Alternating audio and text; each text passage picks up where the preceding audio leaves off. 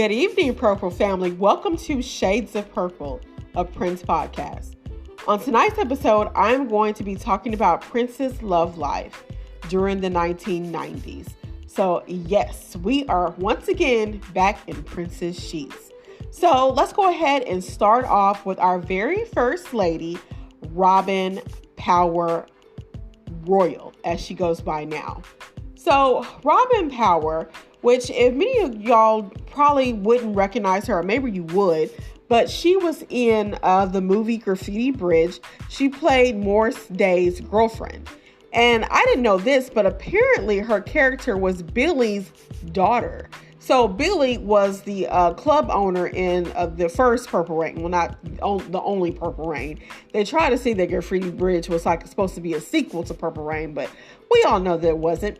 But anyway, so she was playing Billy's daughter, and Morris Day was her boyfriend, and she was the lady who she had like a little rap song, the one or number one, that she did when they were back in Morris's apartment.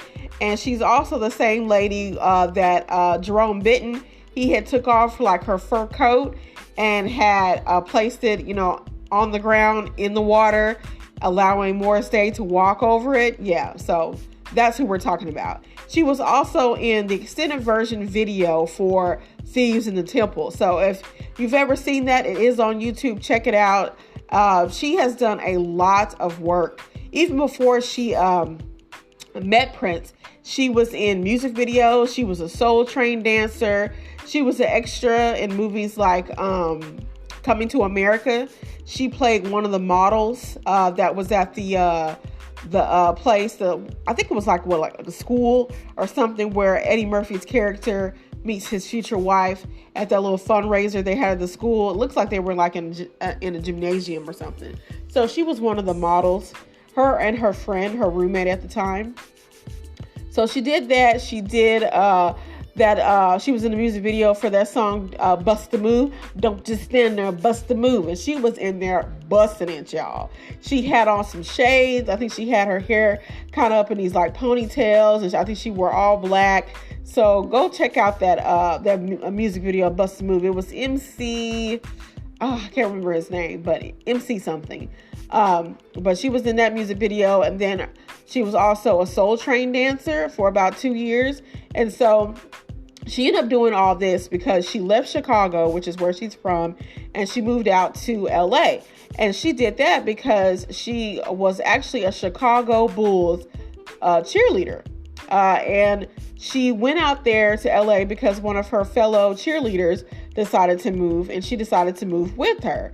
And so she stayed with this friend of hers, and that's how she was kind of able to, and her friend was interested in wanting to be like an actress, and and so she started going on all of these auditions and stuff. And so that's how she got to be in Coming to America. So anyway, fast forward to about, I don't know, she didn't really give any years, but I would have to say maybe around 19, because she said the Purple Rain tour, because she went to the Dirty Mind tour. She went on a date to the Dirty Mind tour, and then she also did a Purple Rain tour. She did a concert, and actually it was after the Purple Rain tour concert that she met Prince, but not like they had made the introduction. But it would be like, I don't know, maybe, I don't know what the timeline is for that, but I would say maybe another year or two after that. I'm not real sure, because she said that Miko was the one who told her after the Purple Rain tour concert that they were going to be going back to the Hilton.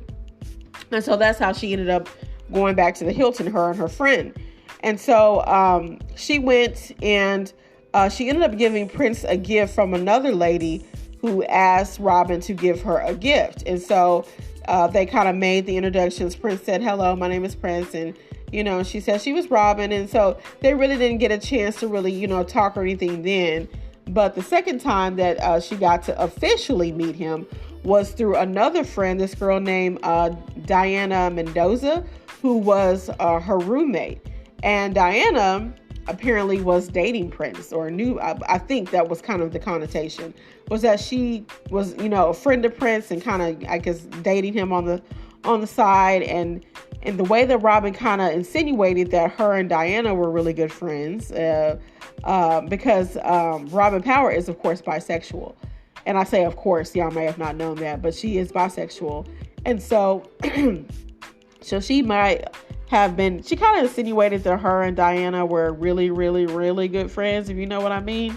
So, so Diana was going to make the introductions for Prince, because Prince was looking for a female rapper.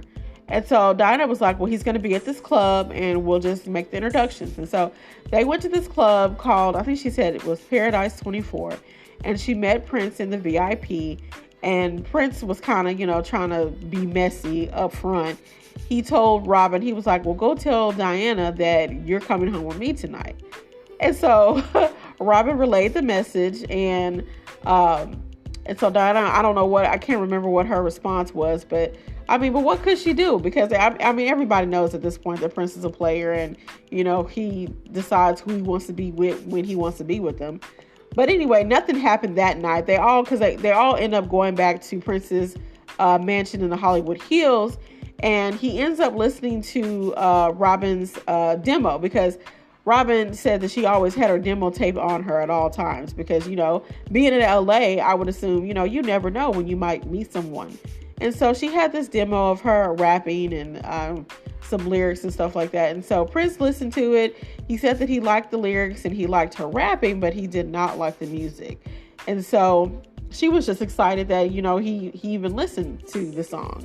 And so that night she ended up staying a long time. She called her boyfriend, who she was staying with at the time, to let him know that, hey, I'm going to be over. I'm in Prince's house. I'm going to be out kind of late.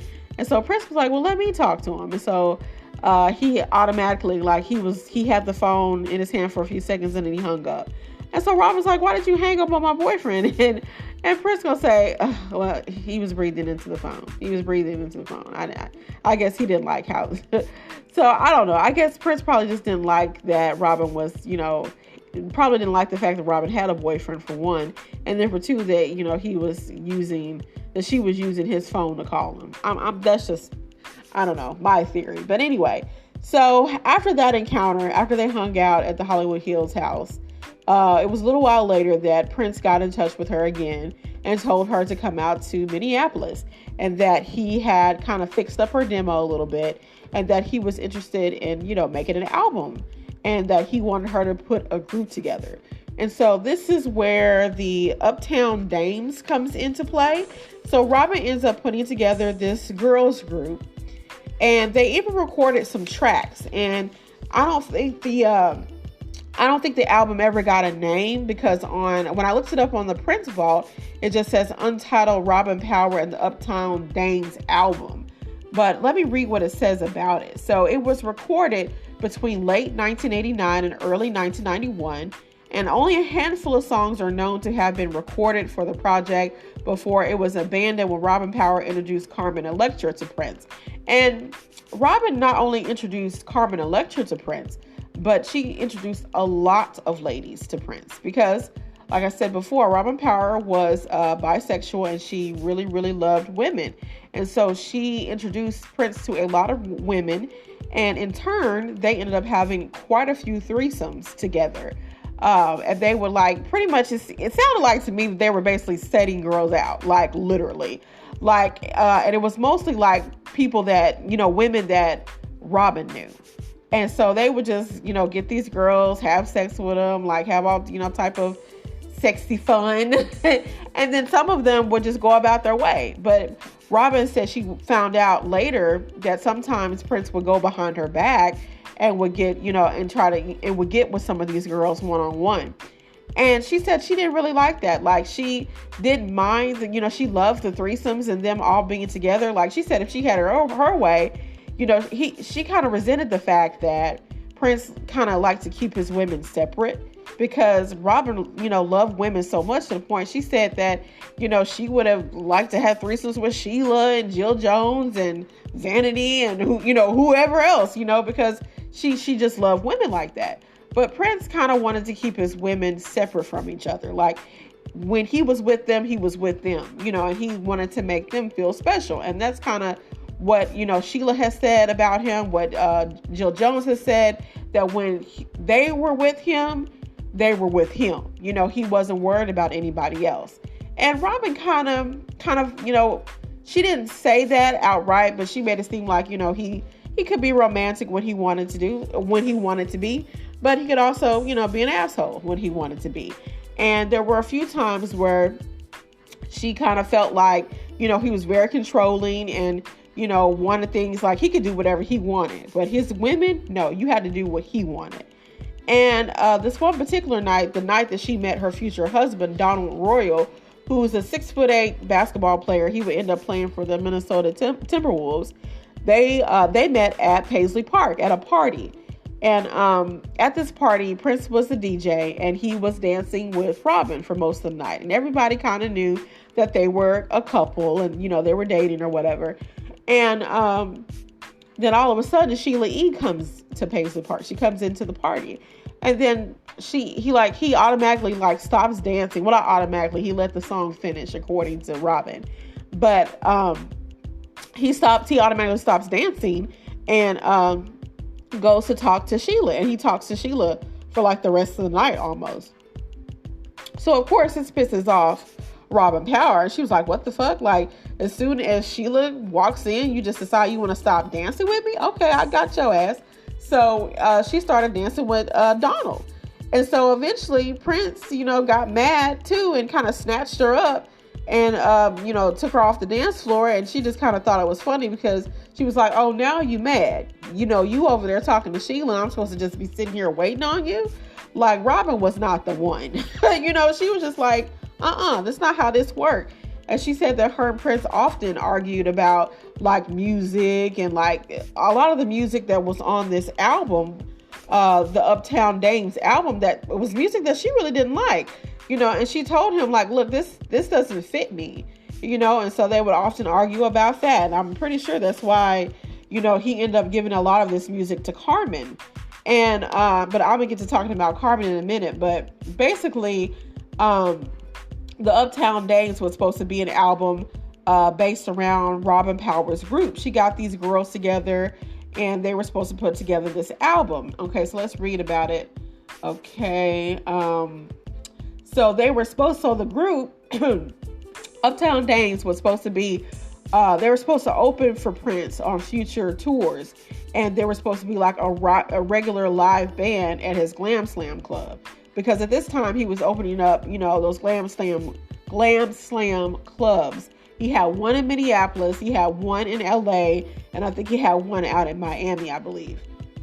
So the earliest track known to have been recorded with Robin Power is Undercover Lover. And that was on the demo. That's what became of her demo that she gave to Prince, was Undercover Lover. And there's a little snippet of it on YouTube. So just check it out when you can. It's kind of interesting. She's rapping kind of fast. I didn't really get all of the lyrics, but it sounded like something that she would do. The song was written, once again by Robin Power, and Prince and Levi Searcy Jr. did the music. And actually the song was broadcast during the New Power Generation radio show in December 1989. And number one was recorded in 1990. It was included in the Graffiti Bridge movie. And that's the part of the movie where she's acting like she's all mad at Morris Day.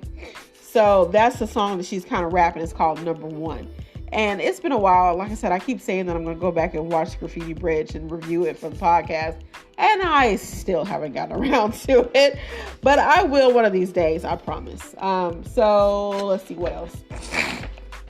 Excuse me. My allergies, y'all, have just been crazy.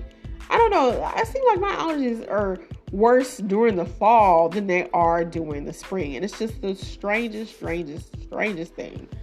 So anyway. So basically this project, because it was never even given a name, it was pretty much abandoned as soon as Prince got with Carmen Electra and he decided to do an album with her. And her self-titled album, came out in 1993.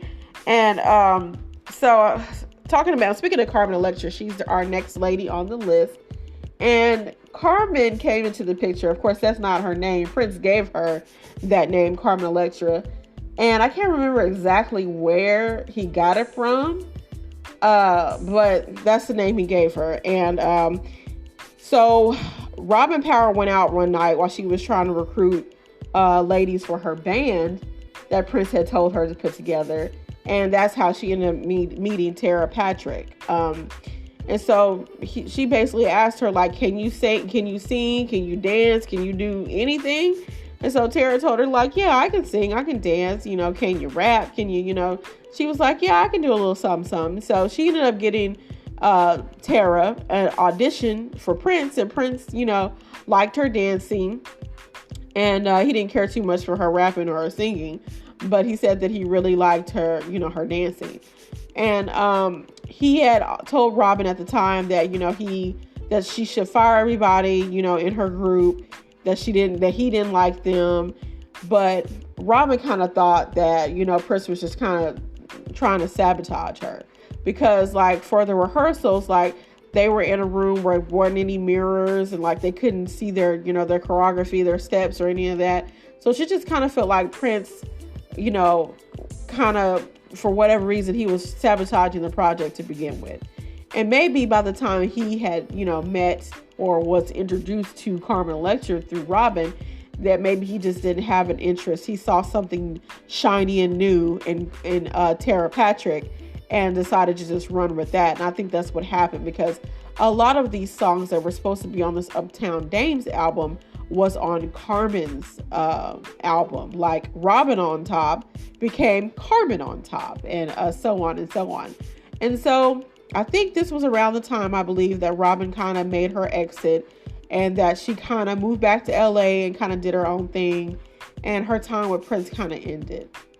And so after that happened, Tara Patrick, aka Carmen Electra, came into the picture, and she started working with Prince. And initially, she had a record deal with another company out in LA. I think it was Columbia at first, but Prince kind of talked her into dropping them and coming to work with him. And so that's how they kind of got together. He was producing music for her, and eventually they started a romantic relationship. But it didn't start off like that, from what I understand. And what Carmen has said in her interviews is that, it was strictly a professional relationship for the most part, for the beginning. But she really didn't specify when the romantic relationship started.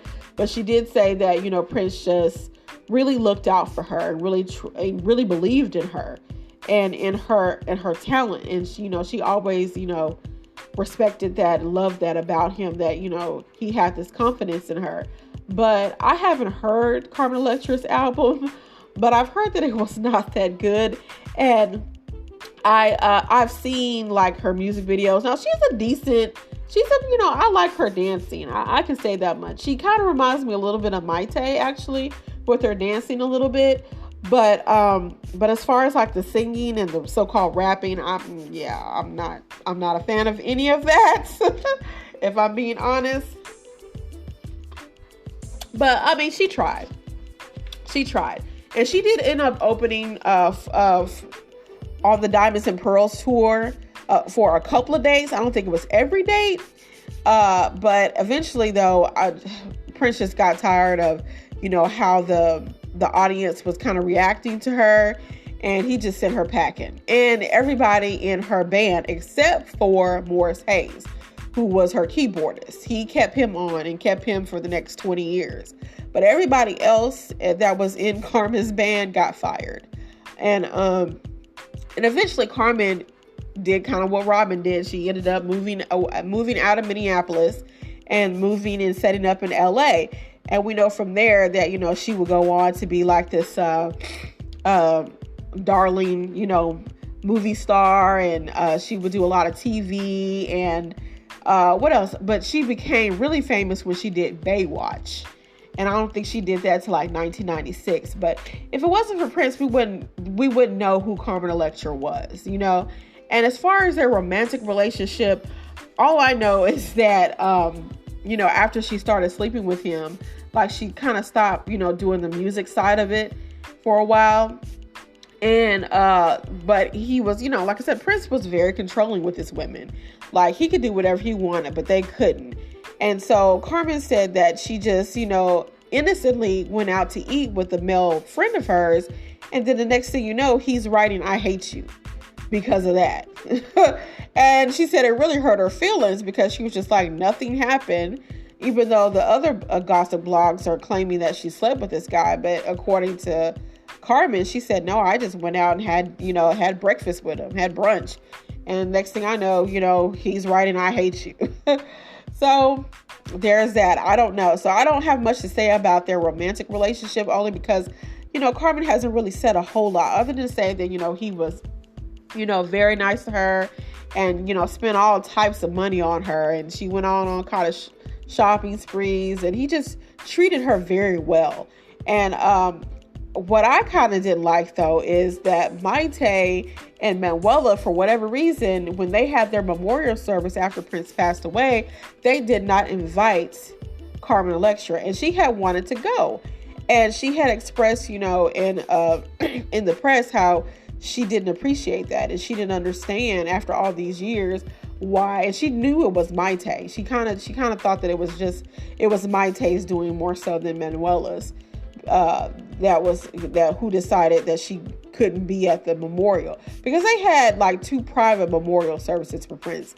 One that was put on by both of his ex-wives, and then they had another one I think that the family did, and they excluded a lot of people. Like the Revolution wasn't invited, and it was some other people too that I'm just like, why? I mean, it was just like crazy around the time that Prince died, and all this drama that was going on, that people were still like holding old grudges. It was just pathetic.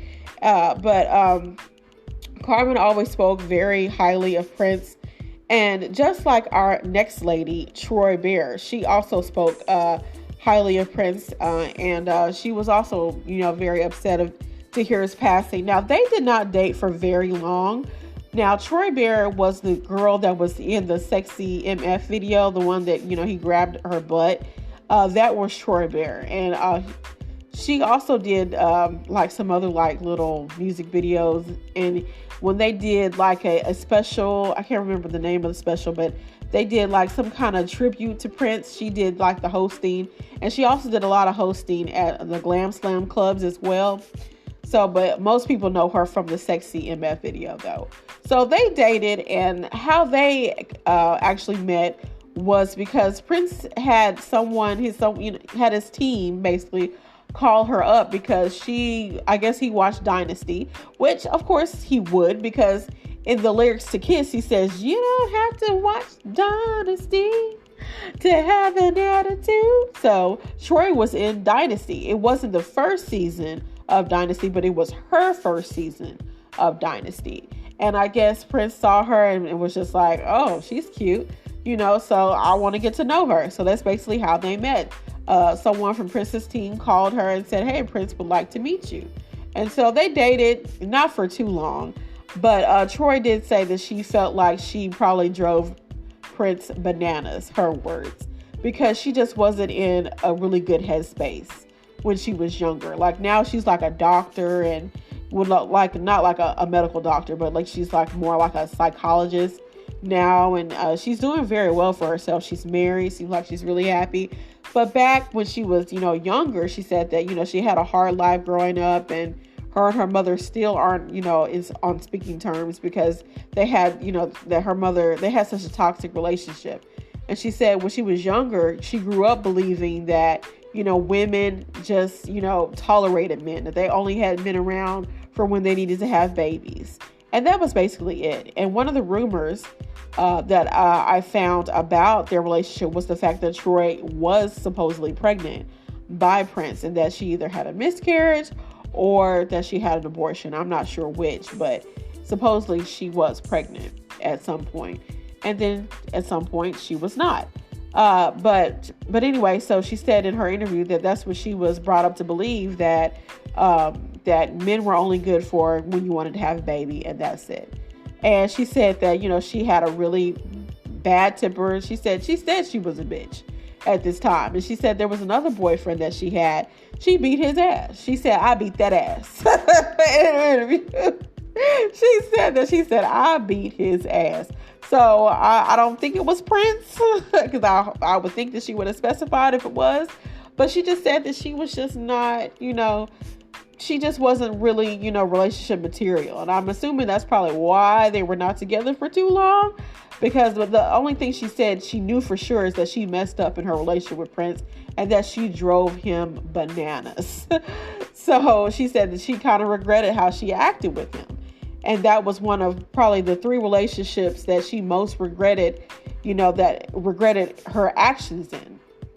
But she said that she remained, a Prince fan, for the remainder of his life. And she's still a Prince fan to this day. So that's Troy Beyer. So up next, we have Nona Gay. So like I said, I'm not really giving timelines because, to be honest, all of these women, prior to him marrying Mayte, once again, are calling all between 1990 and let's say 1994, including Mayte. You can include Mayte in that because he started messing with Mayte in like 93. So she's, of course, going to be the last lady that we talk about. But Nona Gay, supposedly, she started dating Prince when she was 18 in about 91.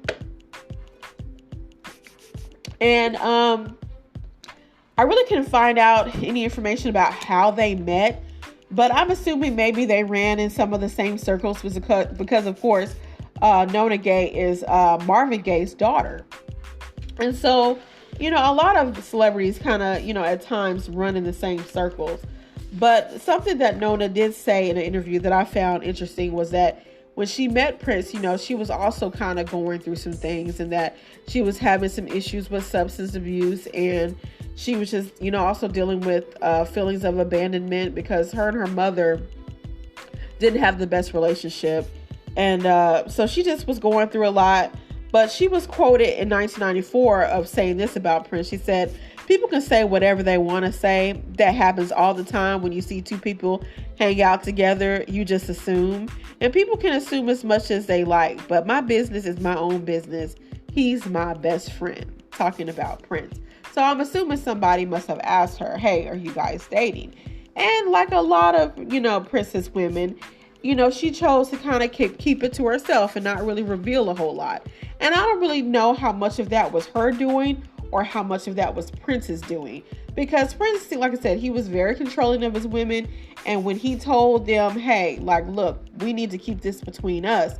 I mean, a lot of them, even to this day, will, say, hey, we were just friends. Nothing was really going on. And the whole time they had a whole damn relationship. You just never know with some of these women. So a lot of these women that I know that were in Prince's life for a while and who claim that, oh, we were just friends. I'm just kind of leery of that. And maybe I shouldn't be because it's really none of my fucking business. But be that as it may, I'm kind of leery of that because I'm just like, so you was hanging out with this nigga all this time and y'all was just friends. And not to say that he couldn't have female friends, but y'all know what I'm saying.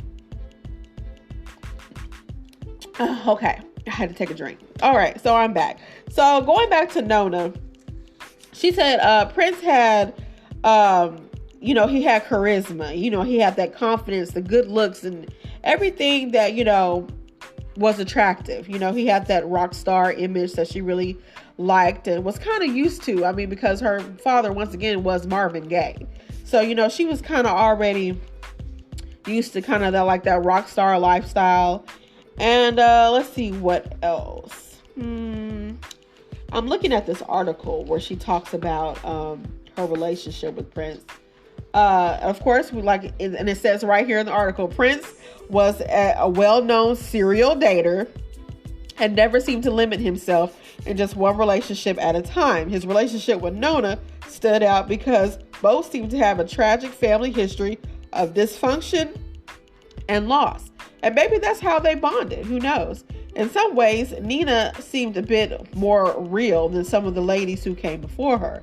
Nona's exquisite features and bronze cheekbones made her a natural beauty and a strong force Prince just couldn't pass up. And although they dated for 3 years, Nona said she never really knew the man she was dating. When asked about her relationship with Prince, Nona told Esquire magazine, "I was 17, 18. It was very strange, a whirlwind of head trips and mind screws." Now, if you'll just go back to what I said about Robin Power and the fact that Robin Power said that Prince would like to play mind games with his women. And really in people in general, but especially with women. And so we see here that Nona Gay is saying that it was a whirlwind of head trips and mind games. In 3 years, I dated him and didn't know him. And really never let him know me either. So they had a romance of sorts, but it was just both like they were just kind of playing with each other. That's what it sounds like to me. Prince had reportedly proposed to Nona before breaking up with her. The worst blow was the way she found out that the man she was in love with had chosen another. Prince invited Nona to a show, and she quickly figured things out when she saw Mayte wearing an engagement ring. The entire thing was upsetting and devastating, to say the least. Nona says that she was shocked when she found out that Prince and Mayte were engaged. To make matters worse, she says Prince didn't tell her about the engagement and she had to hear about it secondhand. And that's, ladies and gentlemen, is fucked up. And you know that I love Prince to death, but that is just fucked up. The rumors were that Prince ended the relationship because of Nona's drug use.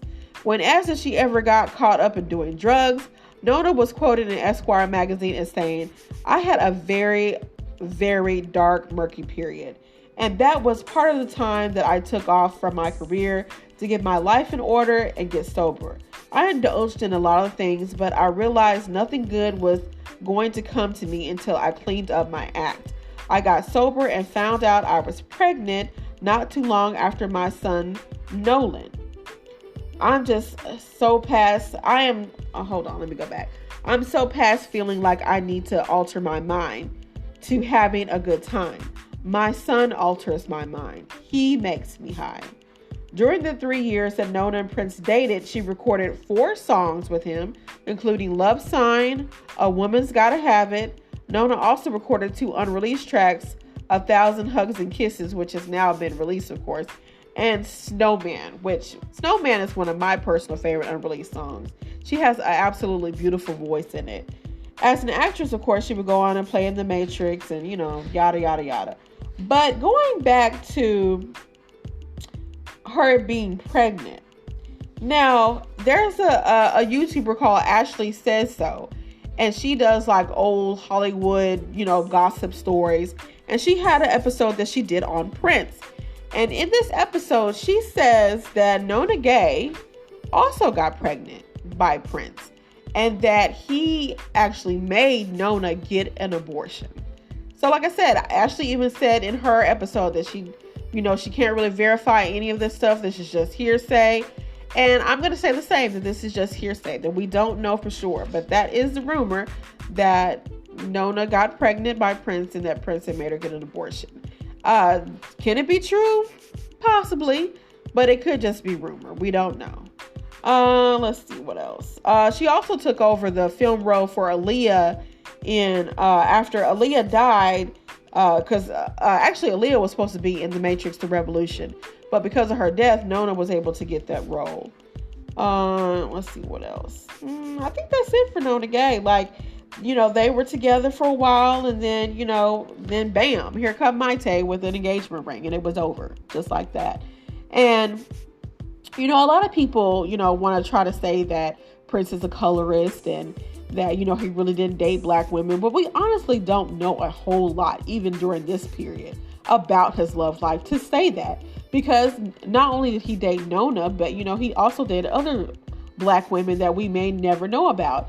And Kim Berry pointed that out in her book, that Prince also did date black women. She said that, he had a lot of dark-skinned beauties that would come to Paisley Park to get their hair done by her so they could go out on dates with Prince. So a lot of people, like I said, want to say that he's a colorist and that he had a certain type. All men have certain types, so it's not just Prince. And yeah, you could say that Prince did have a type. His type, being kind of Vaniac, how did Kim Berry put it, vanity is. So, I mean, and yeah, I mean, his second wife, Manuela, is basically a vanity clone, like really. And a lot of his, women have kind of an exotic look to them.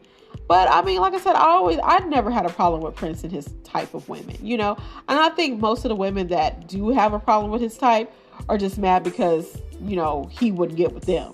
Like I know that I'm not his type. And honestly, I had a little post on the Facebook page not too long ago talking about, what kind of relationship role would Prince be to you? And I said that I could never date him. Yes, I'm attracted to him, but I could never date him because he is too controlling and I like my freedom. Like I would rather just sit around and talk to Prince all day about music. That's what I would do. Like we would just be friends, be homies, be kicking it. I wouldn't be trying to sleep with him or none of that. Like because as soon as you have sex with him, he's like, you're his and that's it. And you can only do what he wants you to do, wear what, he wants you to wear, eat what he wants you to eat. Like he's one of those type of people, those type of men. And I'm just like, miss me with that. Okay. Like I said, I love Prince, but just like everybody else, he has his good side, his bad side. He's a flawed human being. I don't hold anything against him. Because he is who he is. And I mean, that's just that. So finally, moving on, our last lady is, of course, Mayte Garcia. So he met Mayte after a concert during the Nude Tour in Germany. And I think the date was July 25th, 1990, I believe. And they met because of Mayte's mother, Nellie. She kept on going to these different Prince concerts, trying to pawn off Mayte's belly dancing tape. She wanted to get Prince to see it to possibly hire Mayte as a dancer. And that's eventually what happened. After he saw the tape, he started, writing to Mayte. She was 16 at the time that they met. But at the time, they were just kind of pen paling it, kind of writing letters back and forth. She did come and hang out with him one night at a hotel when she was 16. She says nothing happened, and I believe her. A lot of people just like, but I believe her. And Prince wasn't stupid. Like he has a whole song called 18 and Over, I Wanna Bone Ya. He wasn't going. Okay, so I really believe her when she said that nothing happened, and all they did was eat popcorn and watch, videos and movies and whatnot. But that was only one night that she talked about. All the other times, they were just basically just kind of writing back and forth. And she said in the very beginning, even after she was hired on as a dancer for the new Power Generation, they very much had like a brother, like big brother, little sister relationship. She said it was very, very platonic. Nothing romantic, sexual, none of that. And that Prince kind of looked out for her, and she appreciated that, the friendship that they were cultivating. And it was like that, for a good, 2 years or so, until about 1993. She said around the time that she turned 19 is when they started their sexual relationship. And she said that in her book, she said that it finally became sexual or soon thereafter, after he said, it's time for you to go on birth control. And he mentioned that when they were shooting the video for Seven. And she said at the time, she was just like, she was so stupid when he said it's time. And she was like, time for what? And he said, it's time for you to get on birth control. And not too soon after that, they started having a sexual relationship. And Mayte, what made her stand out, I think, from all the other women is that, she was kind of like Robin Power in that she didn't mind the other women, but at the same time, she wasn't like Robin in that, like, she wasn't hopping in, she wasn't bisexual. She wasn't trying to hop in the bed and have sex with all the women that he was having sex with. She just she just didn't worry about it. She just kind of put it in the back of her mind. She just wanted to focus on, her career and focus on keeping Prince happy. And I think that's what set her apart, I think, from all the other women, is while she, wanted to have a career and all this, she was willing to just make Prince happy. And I think all the other women, they wanted other things that kind of kept them, not completely committed to Prince in the way that he would want them to be, if that makes sense. Like Carmen, she had her eye on her career. Robin had her eye on a career and other things. And Nona as well. Like they all had interest in careers. And not to say that Mayte didn't, but I don't think she did to the extent that they did. So she had more time to kind of devote herself once they started to really become a couple and got engaged and all that, to really devote more of her time to Prince. And of course, after they got married and she got pregnant, she had pretty much stopped working at that point. And we all know about, what happened with Prince and their baby and all that. I don't have to go into all that. But I mean, it is tragic, what happened to the baby. The baby did pass away, and the baby was horribly deformed. It had a disease called Pfeiffer syndrome 2, I believe. And I mean, it just breaks my heart, when I was reading Mayte's book, which I will, of course, be reviewing for the podcast at some point. It just broke my heart that, that he died the way he did, and that, he only lived for 6 days, and that Prince and Mayte were both devastated. And Mayte, tried to kill herself before, she ended up getting pregnant again, but she ended up having a miscarriage for that second baby.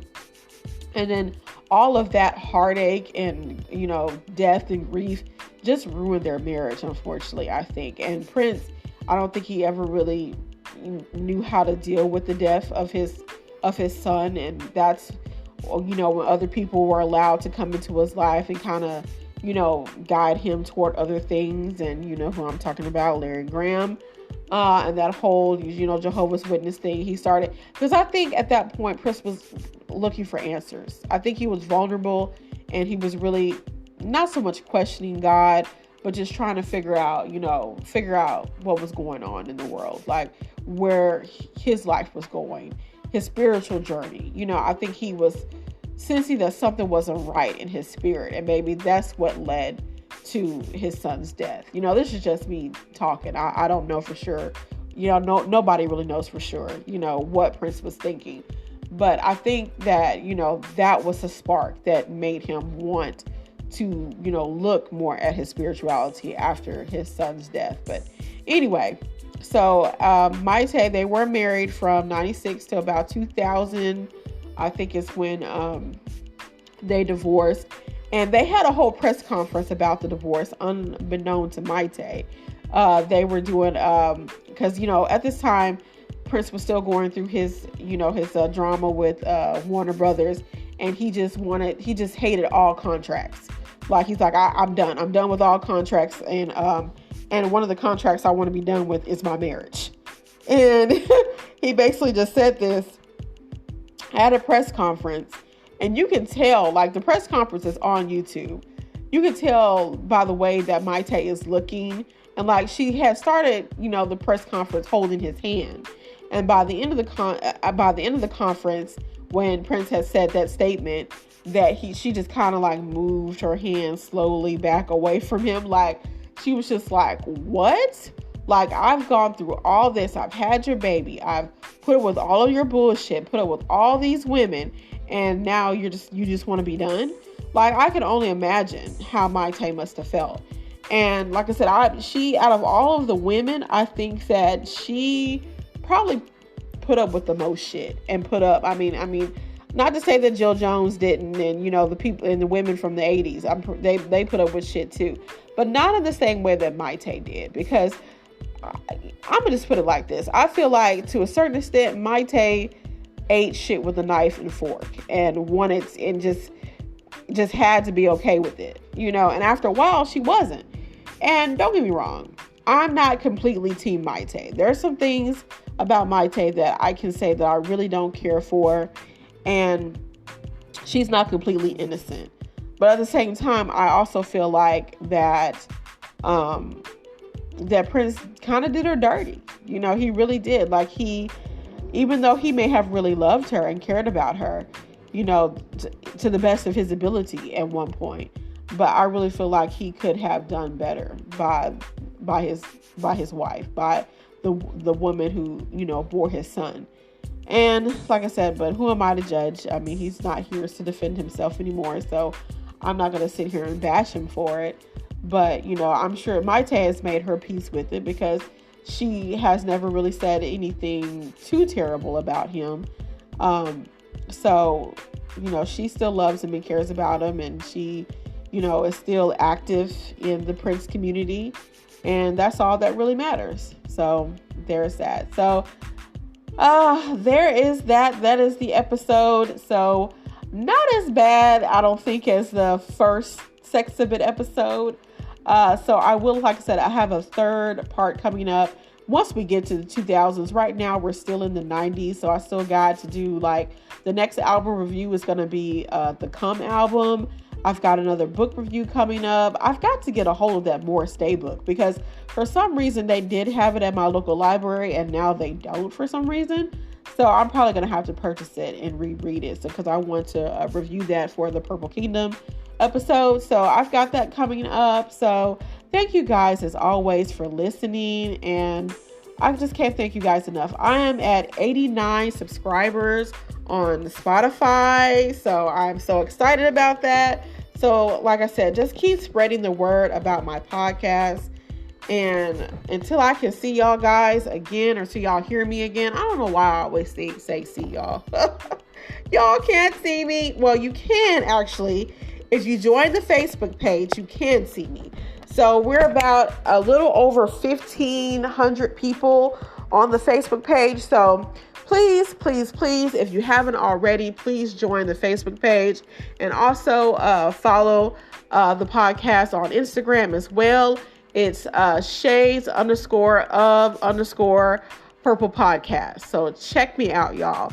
So I'm going to end the episode right here. So thank you guys again for listening, and till I hear you guys again, well, till y'all hear me again, peace and be wild, and may you live to see the dawn.